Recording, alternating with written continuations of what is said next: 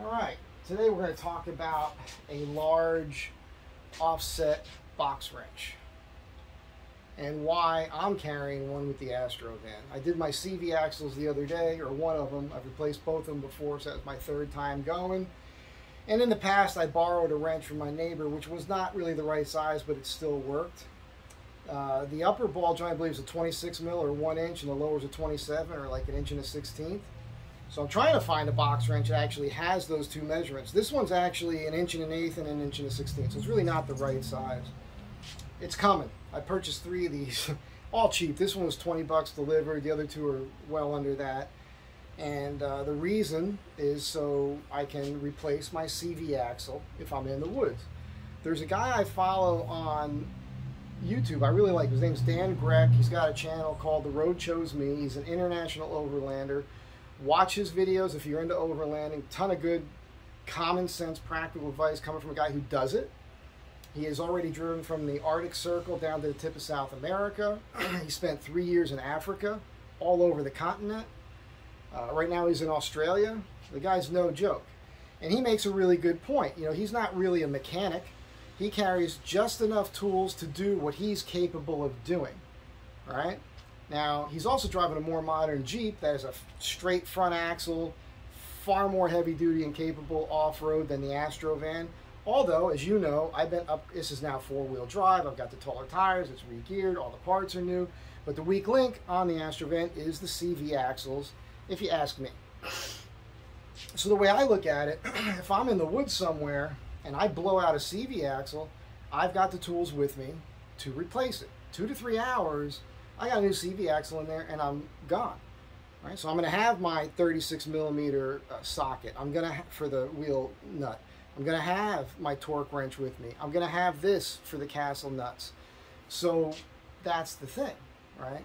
And I know how to do it. I've already done it. I've showed you. The other cool thing about this is, and this is going to ruffle some feathers. A lot of people don't like to think about it. I'm a type of person that does think about these things. My situational awareness is pretty much always locked on. It has kept me out of a lot of trouble. Has not always helped me to avoid trouble, unfortunately. But one of the things that you need to understand is a mindset. You just never know what type of situation you're going to find yourself in, and you might find yourself in a situation where you need to defend yourself. And if you have something that's an obvious weapon, that could get you into more trouble in certain circumstances with the police, especially in other countries. Right? Firearms are pretty much a no-no anywhere else in the world. And even though I've been other places where you can acquire them, I just happen to know those kinds of people. I wouldn't recommend it. If you get caught in Mexico with a firearm, you're going to jail. I don't think you want to spend time in a Mexican prison. Don't think you want to do that. So if you've got a little toolkit and you think that you're in a dangerous area, probably a smart idea to keep it up in either front seat and keep something like this right on the top there. If you were to get pulled over, police look in your van, they're going to see this, and to them this is relatively benign. This is just a wrench. But the beauty of this, and what makes this maybe one of the greatest self-defense tools you could find, is this offset. Because this offset locks it in your hand. You can't slip away. So if you had to swing this, you're a lot less likely to have it fly out of your hand. Or if somebody grabbed it, tried to pull away from you, a lot less likely to pull it out of your hand because it's locked right there. Also, not that you would ever get into this situation, this is pure fantasy, but if you were in a situation where you thought you may have to get through a gauntlet, for lack of a better term, I guess. I mean, in 2020, summer 2020, there was riots popping up all over the place. You know, if your van got incapacitated, you're running down the street, if you had a red cap on, 3 or 4 people could be jumping you. If you were to throw a lanyard through the hole here, wrap it over your hand here, that thing's totally locked in at that point. Just something to be aware of. As far as actual combatives with something like this, I'm going to give you a couple tips that you can practice. The brain is a computer. If you don't put the information in, it will not be there for you to retrieve it when you need to. So if you input the information now, and you think about it from time to time, and you practice it once in a while, it's there. When you see in the movies like a sword fight, and guys are ching, ching, ching, that's all BS. It's nonsense. The way it normally works is you're waiting for somebody to come at you and make the move, and you want to counter move it. Most people you run into on the street are right-handed. If they don't have a weapon, you can 99 times out of 100 they're going to come at you this way, so you've got to be prepared for that. You got to know you got to block that, strike, whatever you got to do. Have that in your mind already. The toughest one is the jab. If somebody's here and they try to stab you, it's a very hard thing to avoid because it's coming straight at you. Just like boxing and a jab, I'm here, bam. That's very quick, straight. You don't. It's harder to see that one coming. The other one is the slash. But in both cases, if you have something like this to defend yourself or a long blade, you kind of want to be able to anticipate that and step to the side and take the hand. You don't want to hit the weapon. You're not trying to deflect the weapon. You want to break the arm, or if you have a blade, slice the hand off or slice deep into the arm. With this thing, bam, you're going to break that arm. If that guy's still aggressive towards you, you can come across and hit him in the face. Keeping in mind, that's pretty much a killing blow, just so you understand that. If you hit somebody at this, when you see somebody take a crowbar or something like this and hit somebody in the head in a movie, and that person gets up and keeps fighting, yeah, it's because that thing was rubber. It's not real. Because in real life, this pretty much embeds in the skull. You're cracking the skull open. It's over.